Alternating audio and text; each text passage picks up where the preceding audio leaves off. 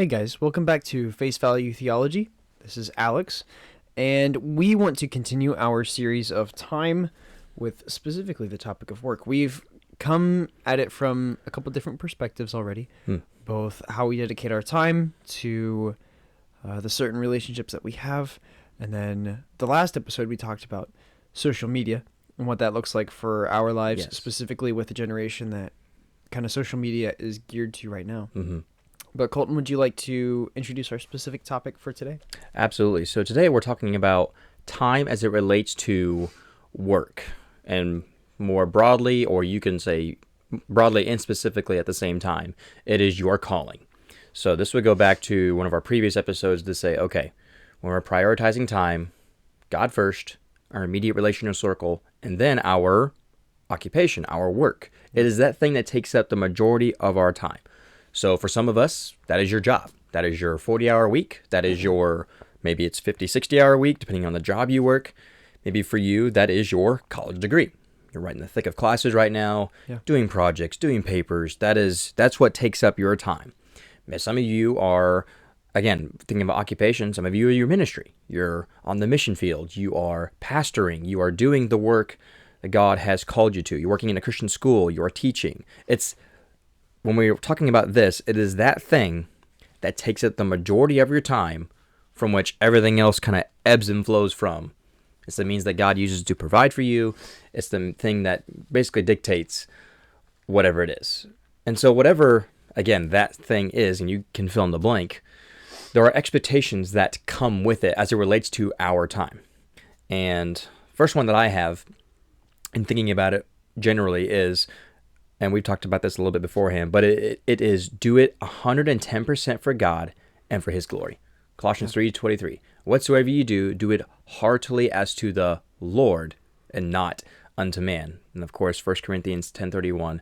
Whether therefore you eat or drink or whatsoever you do. And that whatsoever you do is what you're doing. And it kind of all encompasses. Do all to the glory of God.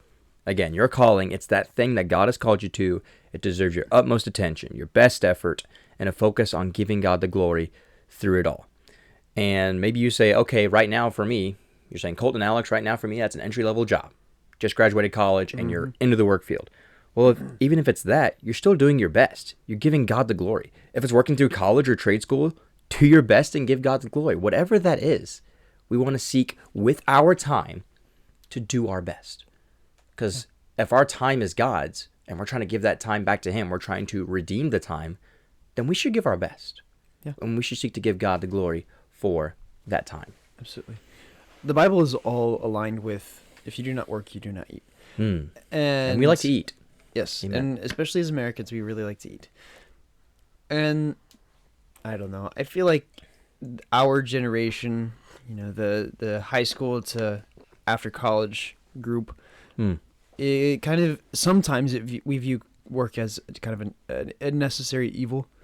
But God actually had work from the very beginning with Adam and Eve. They created the garden. I mean, Adam named all the animals, and just the difficulty and the strenuous aspect of work was what came in as part of the curse. But Genesis 3:19. Yep. Yeah, absolutely. So just like I referenced this last episode where I mentioned that I've been asking people, what is your why? What is your motivation? Because that is what drives everything. Christ talks about that all the time, about God sees the heart, and we need to change our heart so we can emanate those things that come from Christ from inside of us. And this translates immediately into work. Because like Colton said, this is the thing that most of your life revolves around. If you're working 35 to 60 hours a week on something, that's a pretty hefty chunk of your time. Now, hopefully you're not working so much that you're taking it away from your family and your friends and other things that are necessary. But at the same time, like this is a big chunk of your work. And if your motivation is like, I have to do this is just kind of a necessary evil, then you're going to have a pretty miserable life. Yeah. So from my perspective, and this is something I'm still working on, my motivation for being at work should have a multitude of reasons. One, yes, to provide for whatever level I'm in. I'm not married. Lord willing, I plan to be in the future. And at that point, my job to provide will be for my family, for my wife, and then for my church where I can. But right now, my job to provide is to pay for school. It's to do small things for others, give gifts to my girlfriend and stuff like that. Like that is how I can provide for right now. Mostly paying for school. That's the biggest chunk. Right It takes a sizable chunk. Right. most of the chunk, but that's okay.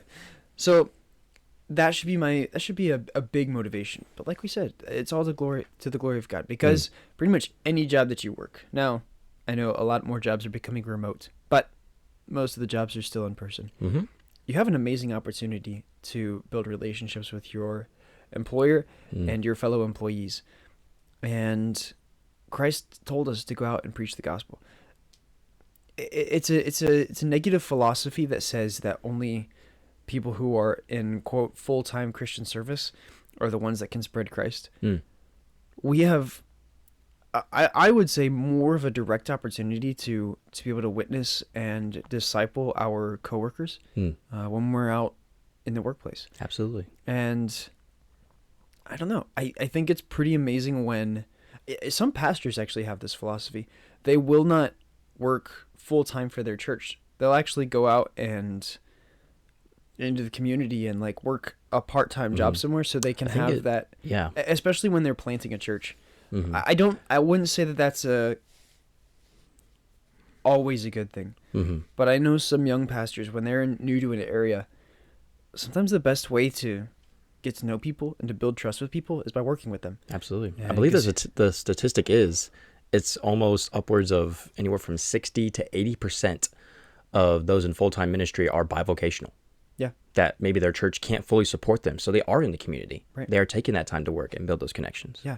And let's say you're working at a construction site, and this guy has no idea who you are, and you're like, hey, you should come to church with me one day. And he's like, all right. You've been working with him for a couple weeks, couple months. Like he has a trust and a rapport built with him, especially if you're a nice guy or nice girl. Like hopefully, as Christians, we're presenting Christ well by being at least kind. I think that's probably a given. But yeah, that's my call to you guys. What is your motivation? Because if your motivation is on yourself, you're going to be miserable. Yeah. But if your motivation is on others, whether it's providing for others or encouraging others or spiritually driving others in that workplace, your motivation, your desire, your enjoyment of that job is going to dramatically change. Alex, I think you said it well. That motivation, the motivation that you have, your why, it will dictate how you spend your time at work, how you spend your time at your occupation, how you spend your time right now in your college degree. I mean, that's huge.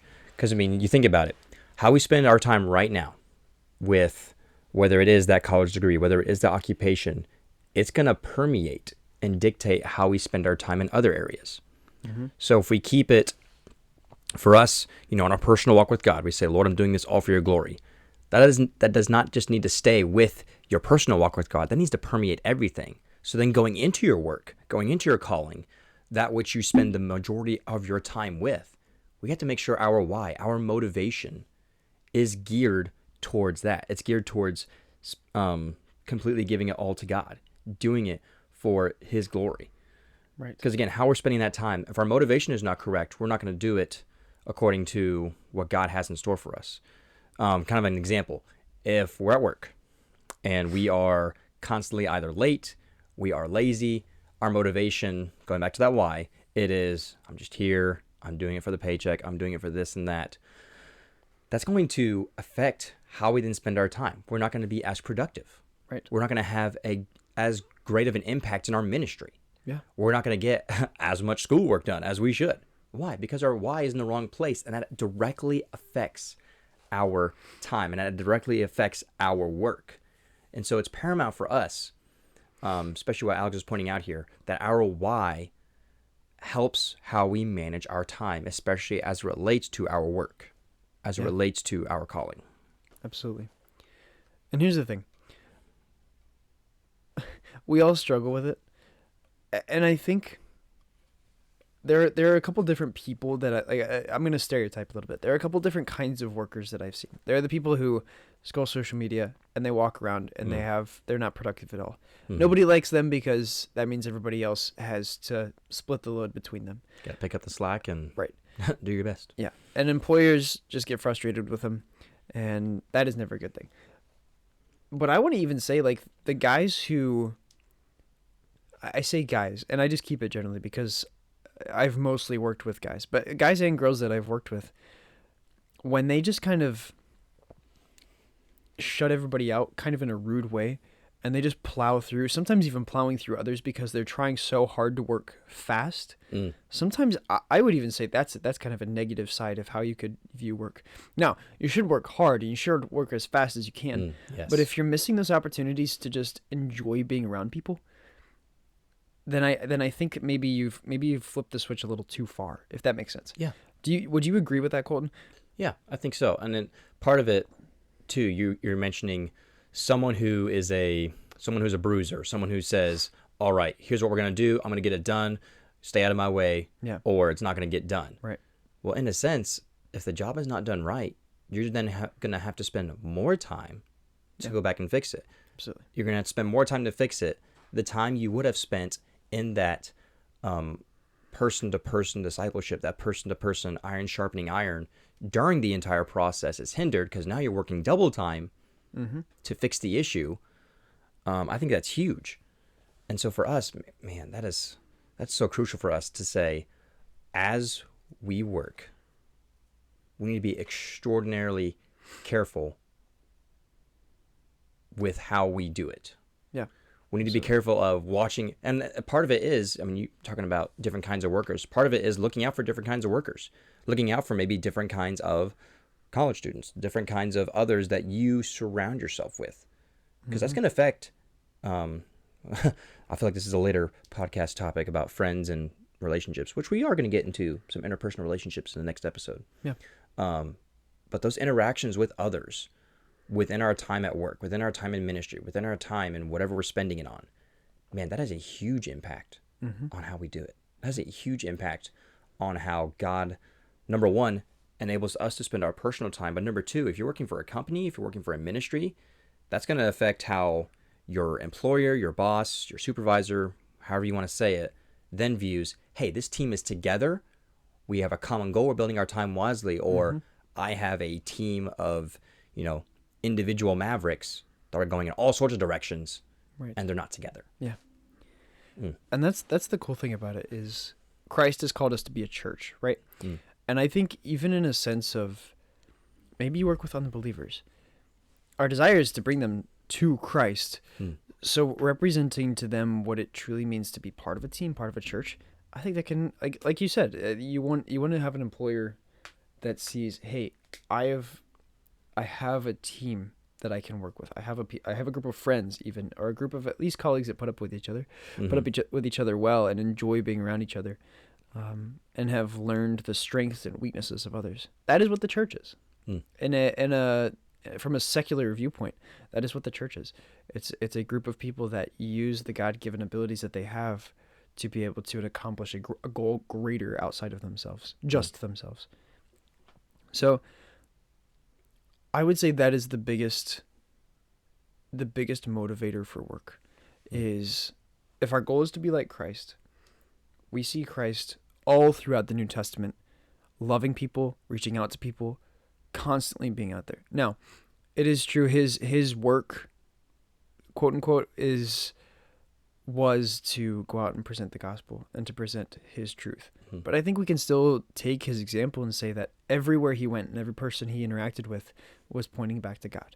That's good. And I think that is how we should view this. We go out into the workplace, we go out into the world, and we say, hey, I am a believer. I have been changed by Christ. You should come join me in my opportunity to worship Christ in my church this week. Or you should join me in my faith because hopefully you see something in me that isn't from me.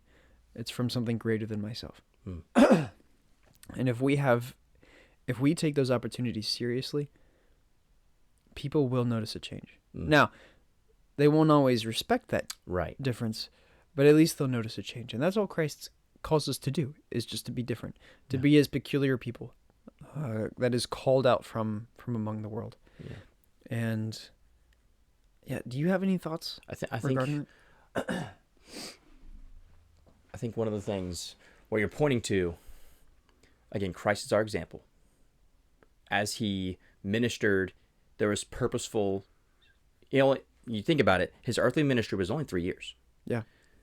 And yet every single minute of that, and there's so much. I mean, John 21 says there are things that, so many more things Christ did. Books cannot contain what he did. Right. So much in that 3-year time period. Which just It's blows mind-boggling. blows my mind. But within that was his calling. He Mm-hmm. did the will of the Father. And every single thing that he did, it was purposeful time spent. Yeah. And I think within this episode, that's what we're trying to get at. That's what we're trying to point to. Is that within whatever God has called you in right now, and that changes over time. Again, maybe some of you are in college. Yeah. That's going to change once you get a job. Some of you are single, soon to be married. Some of you are married, soon to have children. Whatever that age and stage of life that you're in, there is a purposeful time spent with what you're doing.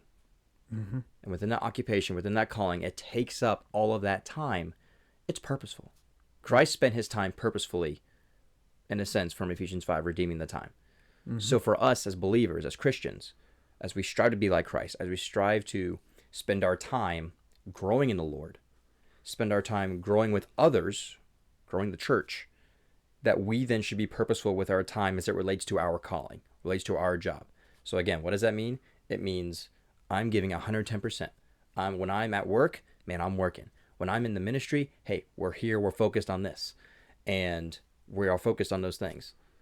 And I think you may have alluded to this earlier also, is that as we do that, we want to make sure we have that distinction too of, okay, right here, right now, this is what I'm working on in the moment of I'm here at work. I'm here separated from family. You're spending that time with work, but then also God has given you the responsibility of family. God has given you the responsibility of a spouse. God has given you the responsibility of your studies. Yeah. Separating that time also for, okay, giving my all here, separate that time. Now I'm giving time to my family. Yeah. And helping to not allow those to then bleed together. You're meddling your time and you're losing that purpose and intentionality. Because once you start blending it, something's going to suffer. Right. Whether it's your work or whether it's your family, whether it's your ministry or whatever it may be. Yeah. And let's apply that practically right now to my life or to the life of a college student. Most of us aren't working 40 to 50 hours a week. We're taking classes. We have a lot of homework. So it's difficult to find that split between life and college. But it is possible. When we go out to hang out with friends, or if you live with your family, when you go out to hang out with your family, make sure that you put college and homework as much out of your mind as possible during that time. I think what we could, if we could boil it down into a phrase, all that we've talked about in the last 16, 18 minutes, be all in wherever you are. Yeah. Give 100% effort, mind, and soul to whatever you're doing at that time. And this is something that I struggle with. Constantly thinking about the next thing. Trying to mentally prepare for whatever's coming in the future. But I find that takes away so much from where I'm dedicated to in the moment. So that's what I would say kind of boils it down to that phrase. Be all in whatever you're doing. To the people that you're with, to the vocation in which you were called. Dedicate every bit of yourself to that. It's good. And I think that it kind of encapsulates everything that we've talked about, which we didn't plan. So there you go. Maybe we should put it on a t-shirt. I'm just kidding. But we just lost half our listeners saying they don't want another t-shirt. But that's okay. Yeah. I have too many t-shirts. But Amen to that. Yes. Amen. It's not a problem. But no. I mean, again, reiterating what Alex is saying. God has given us so much time. Yeah. Every moment of time is a gift from God to us. And when we spend it for our calling, for our occupation, whatever it may be, let's be purposeful with it. Yeah. Let's be intentional with it, as Christ was. He's our example. Let's be intentional with it. in all that we do. Right.